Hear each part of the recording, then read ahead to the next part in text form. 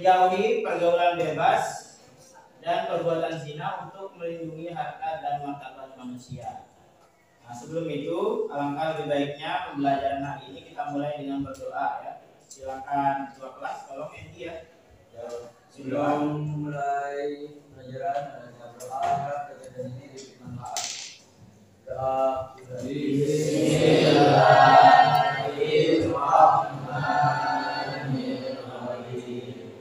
Raditu billahi rabban wa bil islami dinan wa bi Muhammadin nabiyyan wa rasulah. Rabbi zidni ilma warzuqni fahma. Amin ya rabbal alamin. Terima kasih. Baik, selanjutnya saya akan mengecek kehadiran siswa. Ada yang masuk hari ini? Semua. Saya cek dulu ya. Ahmad Faisal, Adinda Desi, Adinda Salsalina hadir.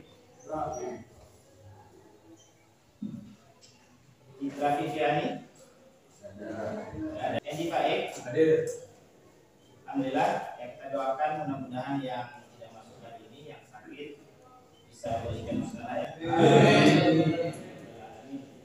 Baiklah, sebelum kita mulai pelajaran, kita perlu mengingat kembali materi-materi yang sebelumnya, yaitu materi tentang sejarah, masih ingat? Sejarah masuknya Islam di Nusantara atau di Indonesia. Salah satu strategi yang digunakan oleh ulama yang berhasil dalam mendawakan Islam di Nusantara sehingga menjadikan Nusantara atau Indonesia itu menjadi negara dengan penduduk perkembangan Islam terbesar di dunia ya, bahkan mengalahkan tempat kelahirannya di Arab sana. Nah, keberhasilan ulama itu salah satunya strateginya itu melalui pernikahan, betul tidak? Betul. Ya. Melalui perdagangan, kemudian pernikahan, tasawuf, pendidikan, dan politik. Nah, kaitannya dengan materi kita yaitu menjauhi pergaulan bebas dan zina. Para ulama dahulu seandainya menyebarkan Islam dengan cara anggaplah misalkan akhlaknya tidak baik atau buruk, misalkan melakukan perbuatan zina atau pergaulan bebas, mabuk-mabukan dan sebagainya, tentulah Islam tidak akan diterima oleh masyarakat atau penduduk setempat ya. Nah, oleh karena itu kita sebagai generasi penerus bangsa, muslim penerus bangsa, kita harus tetap menjaga akhlak kita supaya apa? Supaya orang tidak menilai jelek, menilai buruk Islam. Sehingga kita harus menjaga akhlak kita, cerminan sebagai seorang muslim. Nah, nanti pada materi ini kita akan membahas beberapa dalil-dalil yang menjadi landasan kita dari Al-Quran dan Sunnah tentang larangan pergaulan bebas dan zina, yaitu Quran Surah Al-Isra ayat 32 dan Quran Surah An-Nur ya. Dalil-dalilnya, hukum tajwidnya dan juga kandungan ayatnya atau inti daripada ayat tersebut. Sebelum itu, saya ingin tanya nih, mumpung sekarang hari Jumat, Sayyidul Ayyam, betul nggak? Sunahnya hari Jumat kita itu membaca Quran surah surah apa? Kalau hari Jumat sunahnya gimana? Surah Al-Kahfi. Ada nggak yang membaca surah Al-Kahfi tadi malam atau tadi subuh setelah subuh? Ada? Ya, sayang sekali ya. Mudah-mudahan nanti selesai ini atau sebelum sholat Jumat atau setelah sholat Jumat kita semua membaca meskipun sampai tengahnya itu wal yatalaqqaf. Tengahnya Al-Qur'an. Nah, ada ya wal yatalaqqaf. Katanya dalam hadis paling tidak kalau kita sibuk itu sempatkanlah baca meskipun sampai wal yatalaqqaf. Karena dalam hadis dikatakan khairukum man ta'allama al-Qur'an wa 'allama. Sebaik-baik di antara kalian adalah orang yang mempelajari Al-Quran dan mengamalkannya. Makanya kita sebagai umat Islam kan perlu baca Al-Quran nih. Petunjuk kita Al-Quran supaya kita itu bisa hidup sesuai dengan aturan-aturan Allah supaya selamat dunia dan akhirat, maka harus berpedoman kepada Allah. Gimana bisa selamat kita kalau sehari-hari kita tidak menggunakan pedoman atau tidak membaca pedomannya, apalagi tidak mengamalkan. Bisa kalian lihat beberapa tujuan pada pembelajaran hari ini. Jadi karena ini elemennya Al-Quran, nanti saya minta 1 atau 2 orang untuk mencontohkan ya, membaca Quran yang ada pada materi kita. Nah, diperhatikan itu berkaitan dengan pergaulan bebas dan zina ya. Ada gambar-gambarnya di sana. Gambar apa itu? Pergaulan bebas. Salah satu contoh pergaulan bebas. Jadi pergaulan bebas ya gambarnya seperti ini.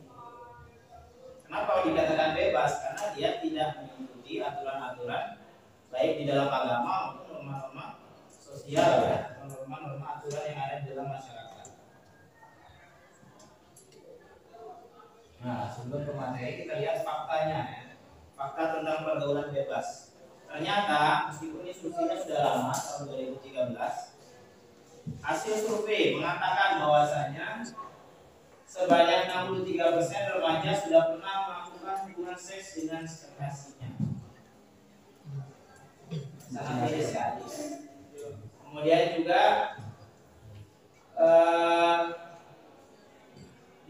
usia 15 sampai 24 tahun sekitar 2% mengungkapkan yang pernah melakukan hubungan seksual sebelum menikah, dan diantaranya mengalami kehamilan. Dan sering kita lihat dari berita di televisi banyak. Nah, kita akan membahas ini apa sih sebenarnya pergaulan bebas itu dalam Islam. Nih ya, definisinya.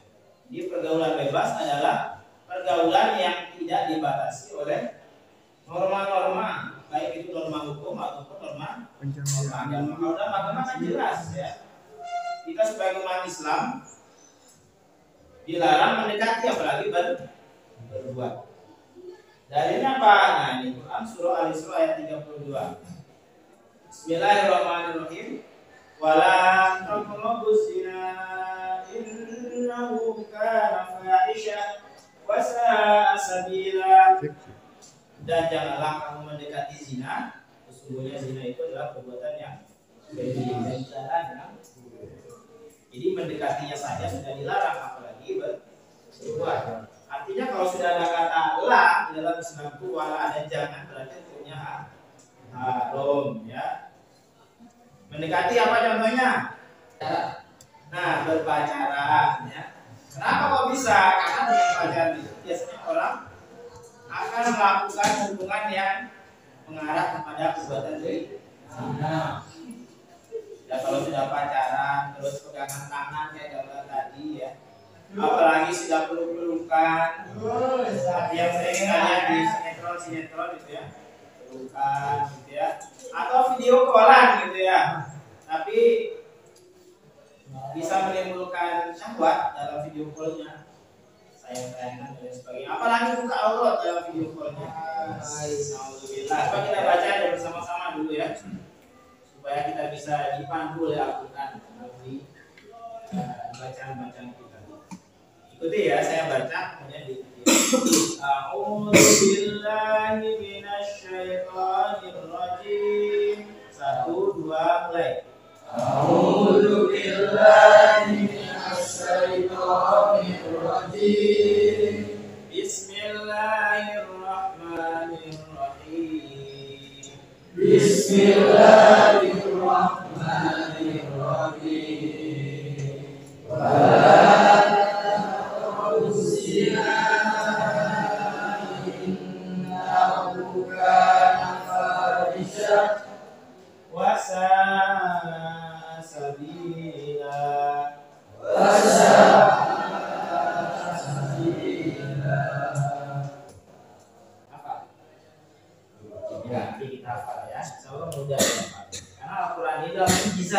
Mukjizat terbesar Rasulullah yang masih bisa kita baca, kita pegang, kita pelajari sampai hari ini. Kalau sudah nggak bisa, berarti sudah. Nah, mendekati kiamat sudah.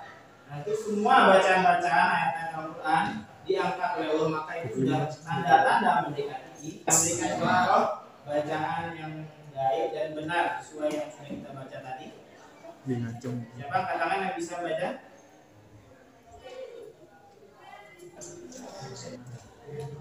Nah, silakan. A'udzu billahi minasyaitonir rajim. Bismillahirrahmanirrahim. La taqrabuz zina innahu kana fahishan wa sa'a sabila. Bacanya sudah bagus ya. Yang lain bisa mencontoh dan belajar kepada ada dua kategori zina ya. Yang pertama adalah zina muhson. Zina muhson. Yang pertama zina muhson. Apa itu zina muhson? Zina muhson adalah zina yang dilakukan oleh orang yang sudah pernah menikah atau punya suami atau punya istri. Kemudian misalkan selingkuh, apa bahasa itu? Lapor mungkin bahasanya sekarang. Nah, selingkuh dengan perempuan lain. Kalau di dalam hukum Islam, pelakor itu hukumannya kalau berzina dihukum mati ya, dengan cara dirajam. Apa itu dirajam?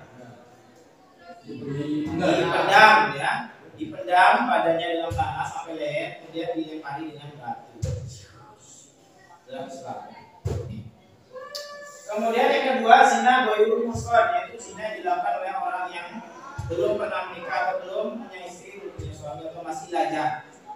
Misalkan pacaran, kemudian di tengah jalan hamil duluan, katanya dalam lagu itu ya.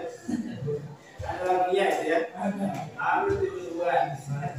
Tengah jalan dalam pacaran kemudian kebablasan melakukan perzinahan, maka dalam Islam hukumnya apa? Dicambuk sebanyak 100 kali. Kemudian diasingkan 1 tahun ya, selama 1 tahun. Hukum rajam. Memang di situ kelihatannya sangat sadis kelihatannya. Sebenarnya tidak. Justru dalam kematian itu, dalam hilangnya nyawa yang satu itu ada kehidupan sebenarnya. Ada banyak kehidupan yang akan menjadi terjaga.